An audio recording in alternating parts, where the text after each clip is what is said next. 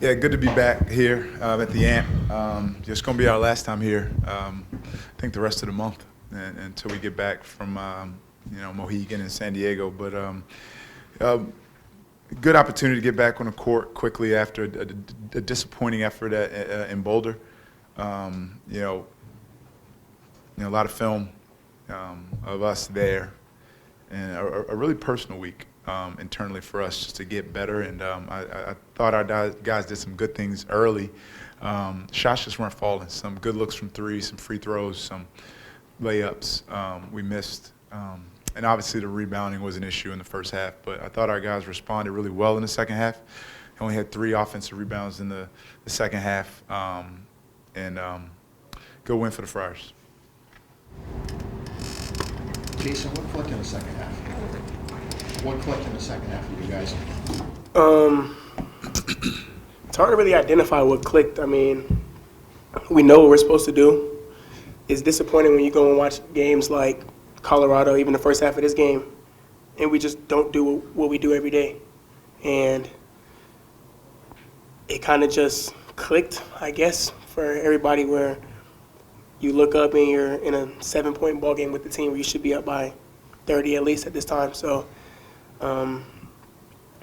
really just self-reflection, I feel. I feel like our leader stepped up in the locker room, Corey talked to us, and kind of settled us down, let us know what's at stake right now, just lock in and do the right thing.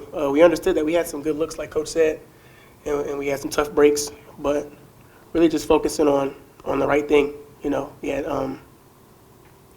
20 minutes during the first half, didn't execute, but I feel like we did a great job picking it back up in the second half. What did Corey say to you guys? Really his message was just, we work too hard to put out this finished product on the floor. Every day we get after in practice, and we look like a whole different team than how we did in that first half. It looked similar to how we looked in the second half. We just worked too hard to come out here and just lose sight of our principles, lose sight of our characteristics, and just our standard and culture. Jason, was that Corey Floyd? Corey Floyd. Jason, what was practice like last week? Our first practice back, I feel like, was one of our best practices on the year. I think that we competed at a high level, but we were really just very intentional coming in. We understood what we lacked and what we've been kind of slipping up in all year, and we just took that day to attack what we needed to get better at, and I feel like we did a good job at doing that. Jason, you think you guys were better defensively in the second half? Was that the biggest difference? 100%. I think that today we had a good intention and a good mindset going into the game, which was we're going to get out of ourselves and play for those around us. We feel like we've had some selfish habits on both sides of the ball, but really defensively we just wanted to make sure that whoever was guarding the ball knew that you had 4 other players on the court with you that had the same goal as you.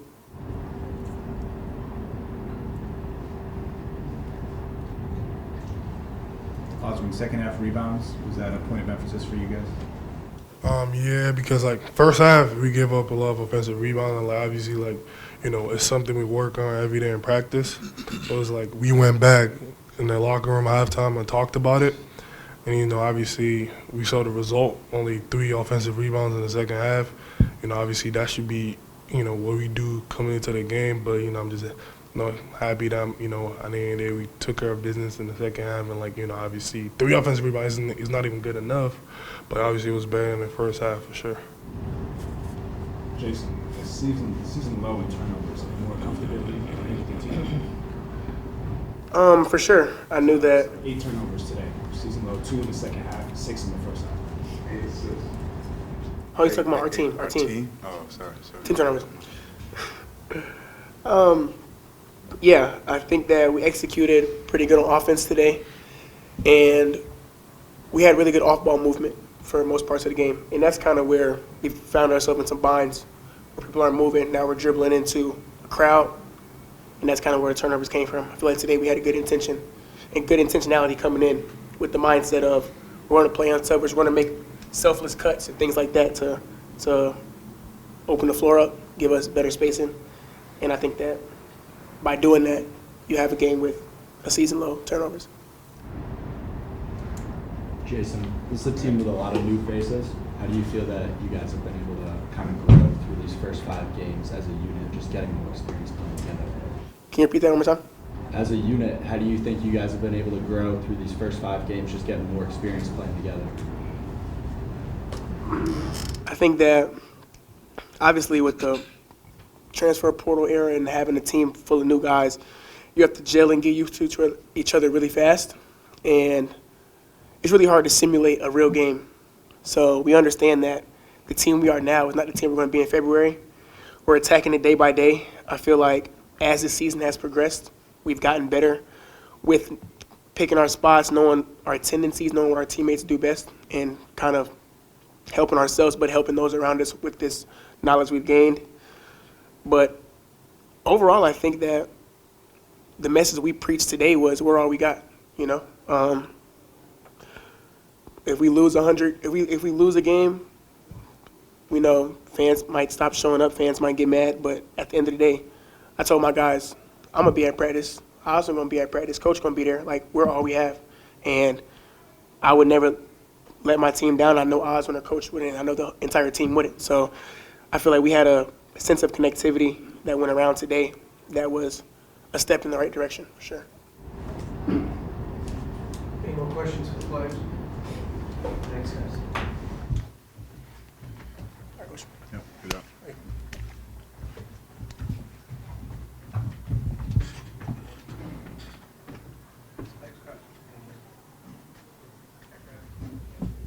Questions for Coach? And what's the health update? Yeah, Daquan's a knee injury from Florida State's kind of flaring back up on him. Duncan took a shot to the mouth in practice the other day.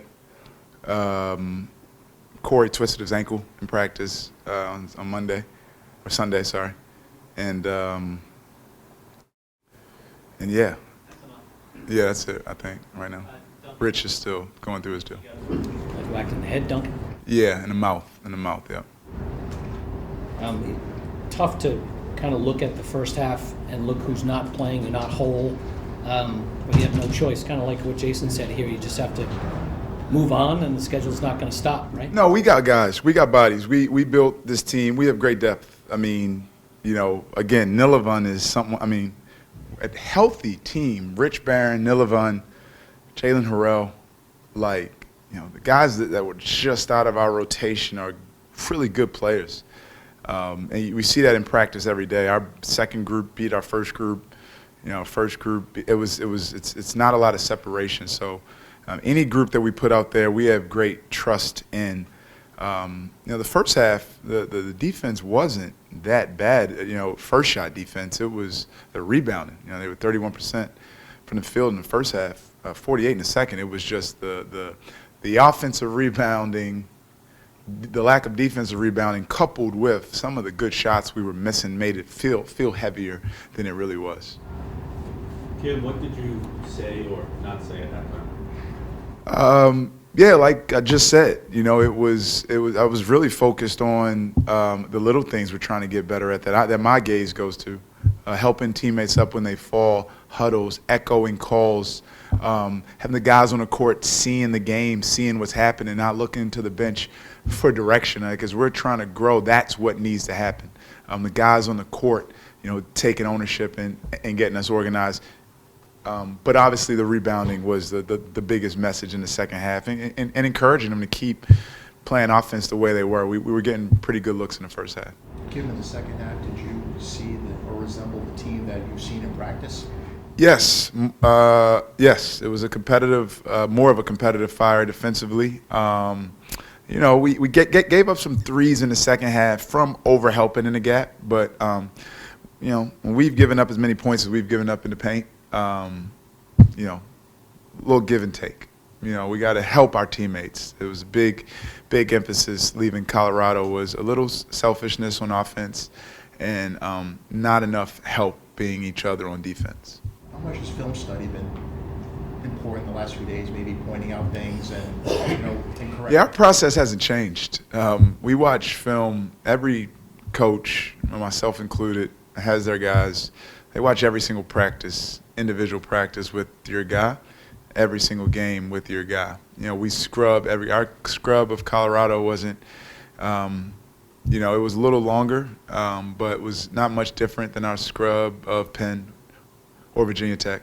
Our offices are very, very dialed into what we have to do. So I don't know what's going on in the outside world, outside of our program, but our team's in a good spot, just continuing to improve. Kim, is there any way that you can force growth or accelerate them being more connected out there? Yes. Offensively, I'd say it's with an intentionality of what we do to put them in positions to be better. Knowing who our guys are as competitors and scorers, and letting them know when it's time to pass. There's a time to pass in transition. There's a time to pass in pick and roll, and there's a time to attack. It's for me, it's pulling the guys on the side who are the leaders of our team and kind of helping them show how to lead from within. I say it all the time. Coaches have been telling players to box out from the beginning of time, and players still don't box out. But it means a little more when it's coming from your teammates. But if you're going to tell them that, you got to do it. It's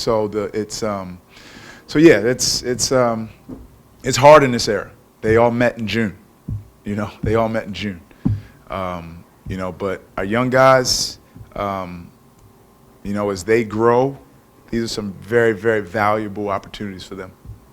Since they're all new to each other, for the most part, just a few months, do you find that guys in the modern era may be afraid to not be the nice guy at practice or not be the nice guy in a game and maybe demand more out of teammates? Yeah, well, it again is back to what I said. If you're going to do it, you got to live it. You got to live it at a high level. You can't say it unless you're living it. And players have a PhD in knowing if you're fake. They know real. They know if you ain't living it. A lot of times that's why you don't say anything. Sometimes it's because I don't know you that well. A generation of kids that, COVID-19, phones, screen time, they know how to isolate with the best of them. Confrontation's not a big part of their lives. They live in silos. They're on their phones. So it's trying to build that, create those opportunities for them to do that with each other. That's the challenge. Does that make what Corey Floyd did at halftime unique? Yeah, it's Corey's done that a few times this season at halftime, but it's really not that. It's every single day and every single thing you do. I tell our guys all the time, you should sound like Ryan Gomes when he steps in a drill in practice or we're shooting free throws. You should sound, a guy struggling in a walkthrough. I tell Gomes to get out there and show him what it looks like. Sound like Ryan Gomes. It's nonstop. To be a leader of a team, it can never stop. It can never stop. Corey Floyd, if your ankle's hurt and you can't practice, you still have to be a leader. We're in the dog days. We had a busy week with, we had whoever was before Virginia Tech, but we had a quick turnaround. Virginia Tech to Penn to Colorado, altitude, travel troubles, back, play again. It was a little sluggish in practice yesterday. So what? Got to bring the energy and intensity, Getting back to the league and on Saturday, just, talk about that opportunity. Yeah, we've quad 1 game, Virginia Tech, quad 2 game at Colorado. I don't know where Penn State is at the moment, but we've opened up our season with some great opportunities. We've missed both of them. Holy Cross was another one missed. We got to be better. And for me, as I'm figuring out this team, I just want to see the team I see in practice every day. I want to see the patterns we work on offensively. I want to see the cuts we work on, the passes we work on, the shots we work on.